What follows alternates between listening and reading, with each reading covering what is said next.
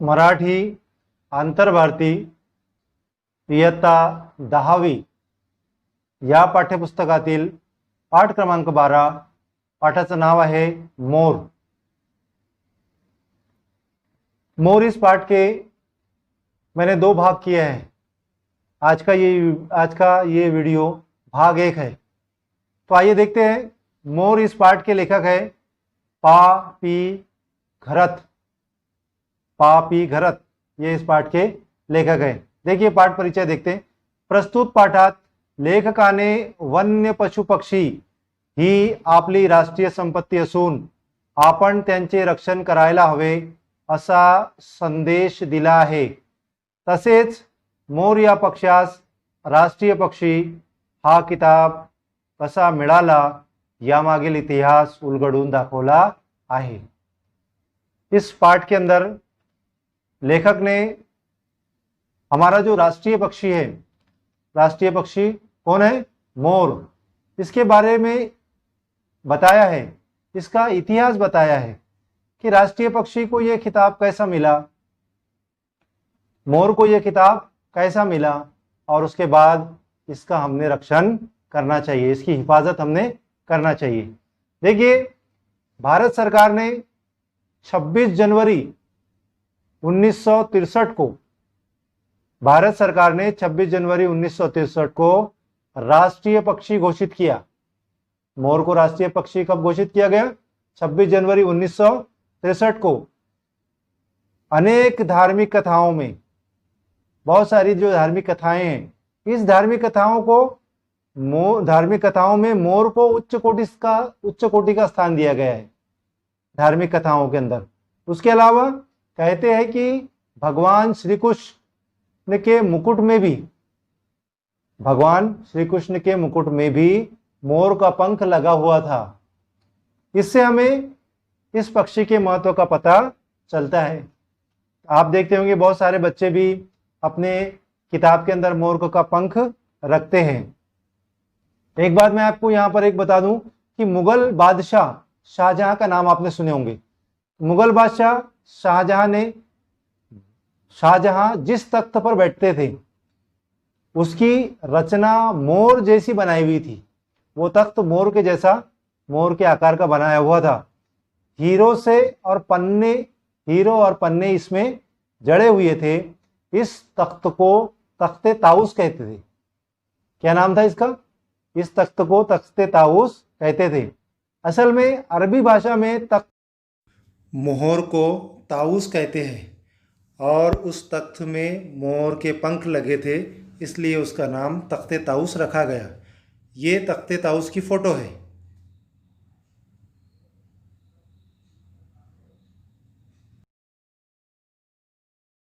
आइए देखते हैं मोर, राष्ट्रीय पक्षी मोर। आपल्या देशात हजारों पक्षी असताना, आपल्या देशामध्ये, हमारे देश में क्या है? हजारों पक्षी है। हजारों पक्षी असताना पक्ष्यांचा राजा म्हणून निवड होण्याचा मान मोरालाच का मिळाला? मोर को ही क्यों चुने कि ये पक्षियों का राजा है करके? जैसे जंगल का राजा कौन? बताइए कौन? जंगल का राजा शेर है ना। फलों का राजा आम, और पक्षियों का राजा कौन? पक्षियों का राजा कौन? मोर। म्हणून निवड होण्याचा मान मोरालाच का मिळाला, अशी शंका अनेकाच्या मनात आली असेल। आपके भी दिल में ये शंका आई होंगी कि मोर को ही राष्ट्रीय पक्षी क्यों बनाया गया? राष्ट्रीय पक्षी म्हणून भारत सरकारने मोर या पक्षाला मान्यता दिली, त्याच्या मागे थोडासा इतिहास आहे। राष्ट्रीय पक्षी इसको बनाया गया, इसके पीछे कुछ इतिहास है। आइए देखते हैं क्या इतिहास है। काही वर्षापूर्वी जपान देशातील टोकियो या शहरात, काही वर्षापूर्वी, कुछ सालों पहले क्या हुआ था कि जापान के अंदर, जापान की राजधानी जो टोक्यो है, इस टोक्यो शहर में पक्षी संरक्षण विषयक विचार करण्यासाठी जगातील सर्व देशाचे प्रतिनिधी जमले होते। पक्षी संरक्षण, पक्षियों की हिफाजत करने के लिए सारे देश से उनके प्रतिनिधि आए हुए थे और एक उनकी विचार चल रहा था। इसके ऊपर एक बैठक बैठी हुई थी की पक्षियों की हिफाजत कैसे की जा सकती आहे. या प्रतिनिधींच्या सभेत प्रत्येक देशाने आपापल्या देशातील एक विशिष्ट पक्षी पसंत करून त्याला राष्ट्रीय पक्षी, पक्ष्यांचा राजा असा मान द्यावा असे सर्वानुमते ठरवण्यात आले. तो उस बैठक के अंदर ये तय हुआ कि हर देश ने अपने बहुत सारे पक्षियों में से एक पक्षी को क्या करना चाहिए, पक्षियों का राजा बनाना चाहिए, राष्ट्रीय पक्षी बनाना चाहिए और उसकी हिफाजत करनी चाहिए, उसकी देखभाल करनी चाहिए. या सूचनेचा उद्देश असा होता की वन्य पशु पक्षी ही आपली राष्ट्रीय संपत्ती आहे. वन्य जंगली जंगल में रहने वाले जो पक्षी हैं, जो प्राणी हैं, ये क्या है, ये हमारे देश की संपत्ति है, हमारी राष्ट्रीय संपत्ती है.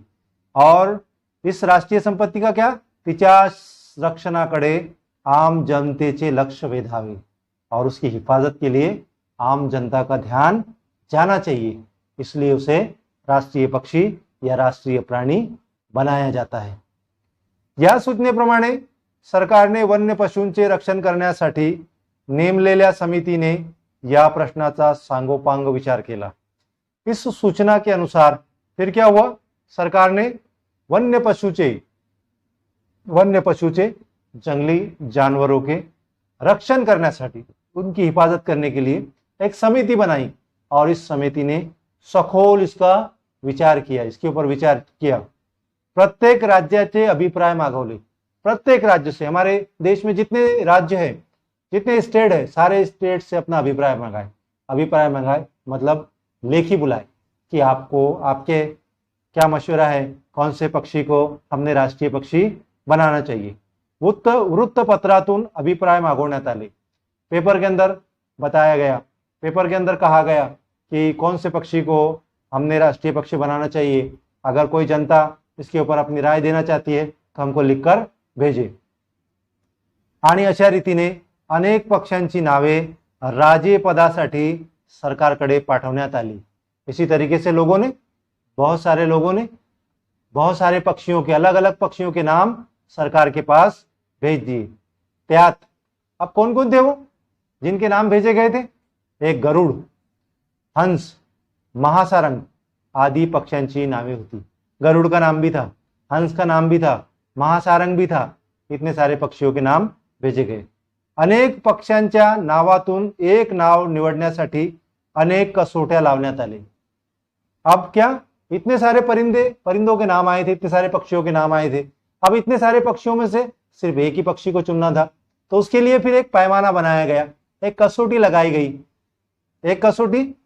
गई. उसका एक क्राइटेरिया रखा गया कि जो इसमें बैठेगा वही राष्ट्रीय पक्षी बनेगा. अनेक पक्ष्यांच्या नावातून एक नाव निवडण्यासाठी अनेक कसोट्या लावण्यात आल्या. त्या सर्व कसोट्यात मोर उत्तीर्ण झाला और जो कसौटी लगाई गई थी उसमें मोर पास हो गया. उत्तीर्ण होना, पास होना. उत्तीर्ण होने का विरुद्धार्थी शब्द क्या होगा, उत्तीर्ण. विरुद्धार्थी शब्द बोलो, अनुत्तीर्ण. झाला आणि राष्ट्रीय पक्षी म्हणून त्याची निवड करण्यात आली.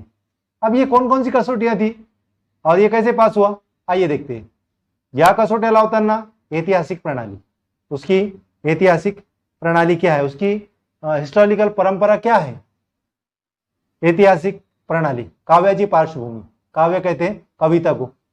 लोगों ने उसके ऊपर कितनी कविता लिखी, भूतकाल में उसकी कितनी नोंद है, कितने लोगों ने कविताएं लिखी है मोर पर, जैसे जो पक्षी दिया गया उसके ऊपर. तो लोकांची आवड और लोग किसको पसंद करते हैं इत्यादि बाह्य कारणाबरोबरच. ये तो बाह्य कारण हो गए, उसके बाहर के कारण हो गए. कितने लोग उसको पसंद करते हैं, है ना, कितने लोगों ने उसके ऊपर कविताएं लिखी है ना, उसका इतिहास क्या है ना. ये सब चीजें जो गई बाह्य कारण हो गए. कौन से बाह्य, मतलब बाहर के, ये बाहर के हो गए कारण. ये प्रश्न में भी पूछा जाएगा आपको, बाह्य कारण इत्यादि. बाह्य कारणाबरोबरच रंग, उसका रंग कैसे, जिसको हम हमारे देश का पक्षी बना रहे, जिसको हम हमारा राष्ट्रीय पक्षी बना रहे, उसका रंग कैसा होगा, शरीर सौष्ठव, उसका शरीर, उसके शरीर की बनावट कैसी होगी, शरीर सौष्ठव. कलात्मकता, उसके अंदर कलात्मकता कैसी होगी.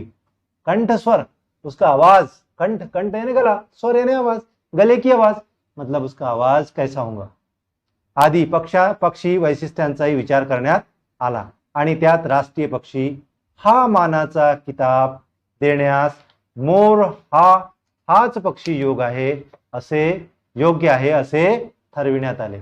आणि शेवटी काय झालं, शेवटी असे ठरवण्यात आले की मोर हाच पक्षी हा किताब देण्यास योग्य आहे. भारतातील एक हिमालय प्रदेश सोडला, भारत का एक हिमालय प्रदेश को छोड़ दो, तर भारतात सर्व प्रदेशात मोर पाहायला मिळतो. सब जगह मोर मिल जाता है ना. कितना अच्छा लगता है मोर पक्षी, आपको नहीं लगता? अरे बोलो ना. तर भारतात सर्व प्रदेशात मोर पाहायला मिळतो. भारत हा प्रामुख्याने उष्ण कटिबंधाचा प्रदेश असल्याने मोर भारतात सर्वत्र पाहायला मिळतो. उष्ण कटिबंधाचा मतलब उष्ण एरिया है, गर्म एरिया होने की वजह से क्या होता है, यहाँ पर बहुत ज्यादा मोर देखने को मिल जाते हैं. आशिया खंडाच्या इतरही देशात मोराचे थोड्याफार प्रमाणात वास्तव्य आहे. एशिया में भी थोड्याफार प्रमाणात मोर, एशिया में भी आपको थोड़े से हिस्से में थोड़े से मोर आपको देखने को मिल जाएंगे. ब्रह्मदेशात मोराला राष्ट्रीय पक्षी म्हणून मान दिला है. और ब्रह्मदेश ने भी क्या किया, ब्रह्मदेश ने भी उसको अपना राष्ट्रीय पक्षी बनाया है. परंतु 1947 सालापूर्वी ब्रह्मदेश हा भारताचाच भाग समजला जात होता. लेकिन 1947 से पहले ब्रह्मदेश भारत का एक हिस्सा समझा जाता था. तेथील चालीरीती थोड्याफार फरकाने भारताप्रमाणेच आहेत. और वहाँ की जो रीति है, वहाँ के जो रीति रिवाज है वो कैसे है, वो भारत की तरह ही है. मोर हा कोंबडीच्या जमातीतील पोट जातीचा पक्षी आहे. अच्छा, इसकी जात कौन सी है मोर की? मोर हा कोंबडीच्या जमातीतील पोट जातीचा पक्षी आहे. या जातीतील पक्षी लांब असतात. या जातीतील जे पक्षी असतात, ये जो जात है इसमें के पक्षी कैसे रहते, लांब असतात आणि त्यांना नखे असतात, उनको बड़े बड़े नाखून होते. मुख्यतः मोर लांब लांब ढांगा चालत अंतर कापतात. मोर जो है ये लांब लांब लंबे लंबे इसके पैर है और लंबे लंबे पैर डालते हुए ये चलते हुए जाता है. जल्दी जल्दी चलता है, लंबे लंबे टांग होने की वजह से जल्दी जल्दी चलता है. आणि जमिनीवर अंडी घालतात. और अंडे कहाँ देते, जमीन पर ही. तीतर आणि बटेर त्याच्या दूरच्या नात्यातले आहे. तीतर और बटेर ये भी उनके रिश्तेदार है, ये भी उनकी जात में के, लेकिन कैसे, दूर जात के हैं. नजदीक के है क्या, अरे बोलो ना, नजदीक के है क्या, नहीं, दूर के नाते में के है. तर कोंबडा त्याचा जवळचाच भाईबंद आहे. और मुर्गा जो है उनका उसका नजदीक का भाई है. ब्रह्मदेश आणि आग्नेय आशियातही मोर आढळतात, पण त्याच्या रंगात निळ्याऐवजी हिरव्या छटा जास्त असतात आणि शेपटी थोड़ी खाकी रंगाची असते. और उसके आंग पर नीले मतलब नीले रंग के अलावा हिरव्या हरे ऐसे उसके ऊपर छटाव रहती है. और उसकी जो दुम है, शेपटी दुम, ती खाकी रंगाची असते और खाकी रंग की रहती है. तो मेरे प्यारे बच्चों, मैं उम्मीद करता हूँ कि आपको मेरा ये मोर भाग 1 का वीडियो पसंद आया होगा. मिलते हैं अगले वीडियो में.